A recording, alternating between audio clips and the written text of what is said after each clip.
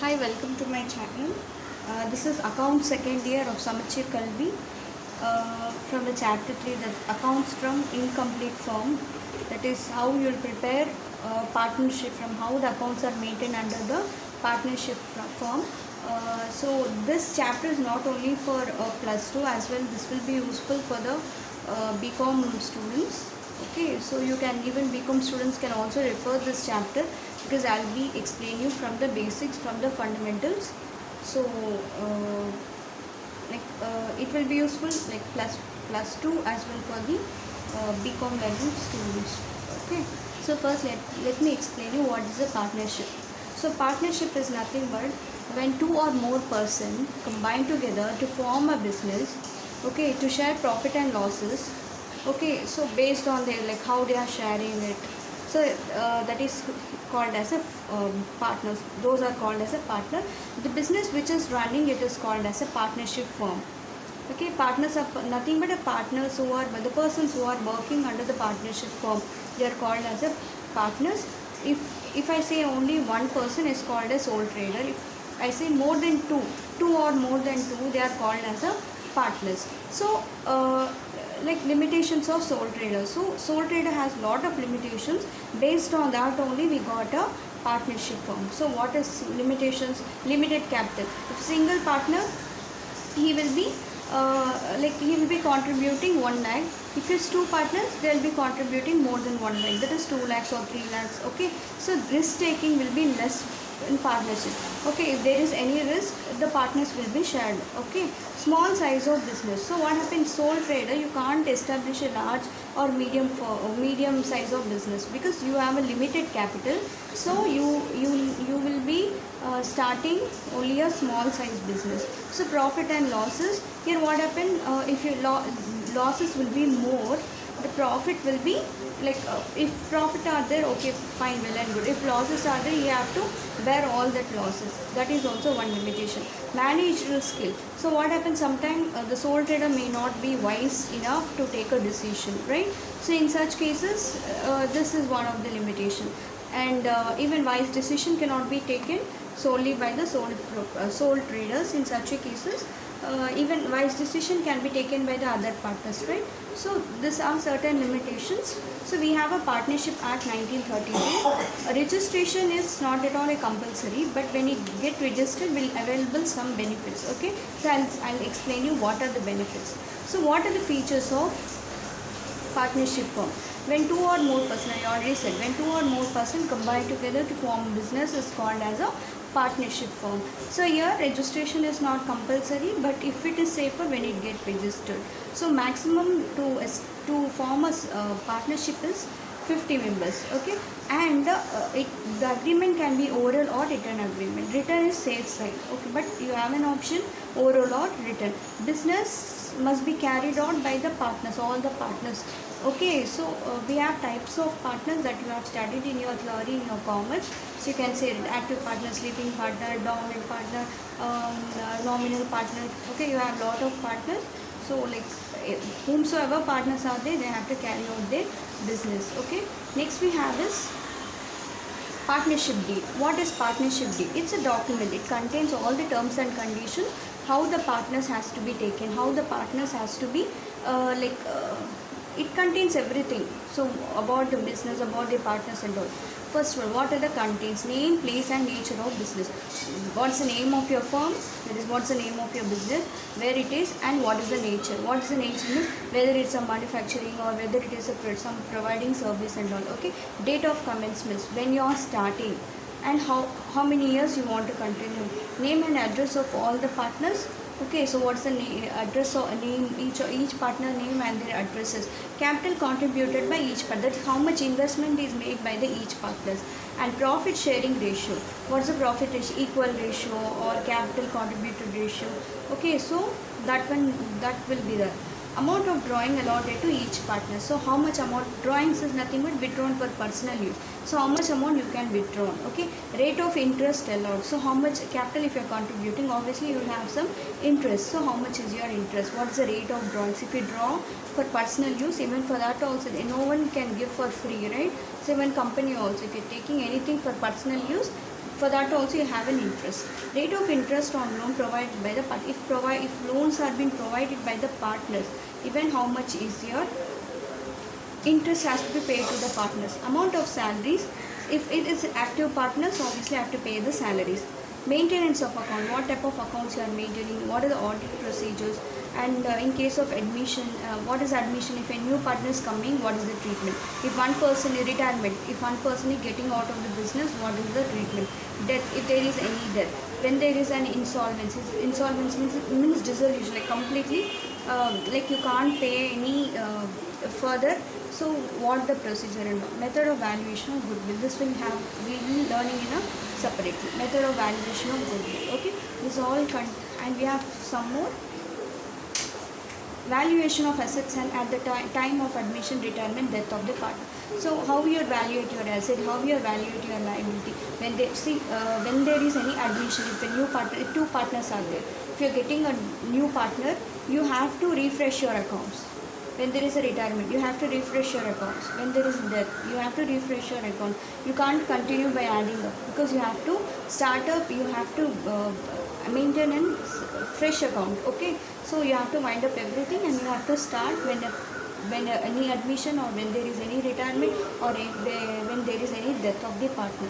Then appointment of executor in case of death of the partner. Suppose in case of any partner have died, who is the executor? Like he can be a son, wife, daughter, anything, okay, anybody can be, like who is the, once the partner dies, who will be their executors, who with whom we should settle the amount. I already said, if there is a admission, retirement, death, the account has to be closed down. So for the death, the executor of the death executors, you have to pay that amount, okay. Settlement of account on dissolution of the fund. Dissolution means completely closing down. You are not going to start up that business. That is called as a dissolution of the firm. Okay. So, in the absence of partnership deed. So, I already said that it can be oral or it can be written. So, I said if it, it can be oral or written, the agreement, but registration may or may not be. But if you get registered, you will be benefited. What are the benefits? Okay. Suppose they didn't maintain any partnership deed, they are not having any partnership deed, okay, they are just oral agreement, so just orally they have started the business, they will face lot of problem. So like what are the, first, if a remuneration to partners, no remuneration at all. What is remuneration? If there is any benefits has to be given to partner, no. If there is no partnership deed, you can't pay the amount. Profit sharing ratio, even if though you contribute, if a partner have contributed 1 lakh, okay, so suppose if A contributed 1 lakh, B contributed 2 lakhs, C contributed 4 lakhs, you got a profit of 90,000. So this people will get 30,000, 30,000, 30,000. So you can't say he contributed only 1 lakh, he contributed only 2 lakhs, he contributed only nothing. Okay, so all the partners will be getting the equal amount. So that is called as equally. Okay, interest on capital. Here, no interest on capital. Okay, so if there is any profits only, they are going to pay, but other than that, no interest on capital. Interest on loan advanced by partner. If A, B, C are partners, A is giving a loan to the firm. Okay, so for him only 6%, not more than 6%. Interest on drawing, no, you can't collect any interest on drawings. Okay, this is what the absence of partnership deed. So we'll solve one problem based on this.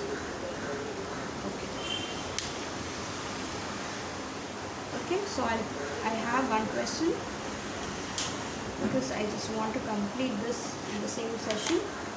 Okay, I'll take another. Okay, so you have a small problem. Okay, so A, B, C and D are partners in a firm. There is no partnership deed. So there is no partnership deed. How you are going to deal with the following? So first we'll see. A have contributed maximum capital. He demanded interest on capital at the rate of 12%. If there is no partnership deed, you can't provide any interest. No interest will be provided. Okay, you can't if there is no partnership deed. Okay, if you have partnership deed, you can pay the, you will get the interest, but here no partnership deed, so you will not get any interest on capital. Okay, so next, B have withdrawn rupees 5,000. Other partners ask B to pay interest on drawing. If there is no partnership deed, you need not to collect. There is no need to pay any interest on drawings. Okay, so this is the second one. Loan advanced by C to firm rupees 10,000. He demanded interest at 9%. The partner is providing a loan to the company, right? To loan to the firm. So only 9% is allowed. Here only 6% is allowed. So interest allowed up to 6% only per annum only, no 9%. Okay, that is 10,000 into 6 by 100. So how much you are going to get here? 600. That's it.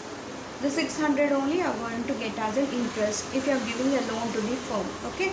Next, A demands salary at the rate of rupees 500 per month as his active partner. No. So I already said that remuneration to partners. No, you are not going to get any amount. No. Okay. A asked to share profit and losses in the capital ratio. What is the capital ratio? For example, if I say A have contributed 1 lakh, B have contributed 2 lakh, C have contributed 3 lakhs, and D have contributed 4 lakhs. The ratio is 1:2:3:4. Okay, 1 lakh, 2 lakh, 3 lakhs and 4 lakh. 1:2:3. Here no partnership deed. So I already said it, even if though contributed so much, you have to share equally.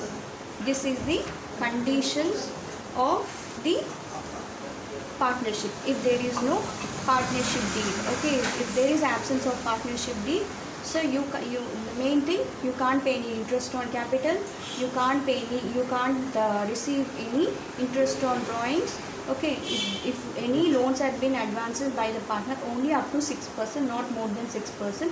If though partners demands more, no, only up to 6%. Any salaries, no. So any profit and losses, they have to share equally irrespective of the contribution. So this is called as in the absence of partnership deed. Okay, so I'll explain you the problem. The next thing, how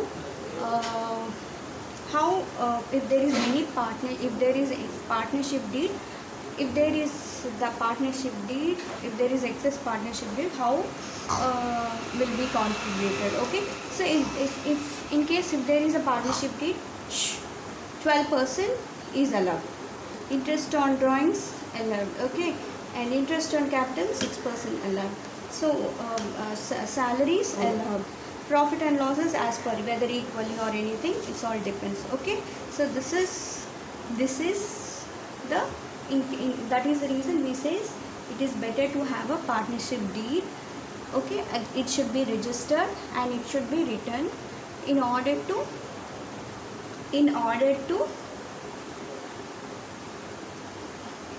not to get any problems. This is important. Okay, in my next class I'll be teaching you other sort of problem. Please stay tuned. If you like my videos, like, share, subscribe. Thank you.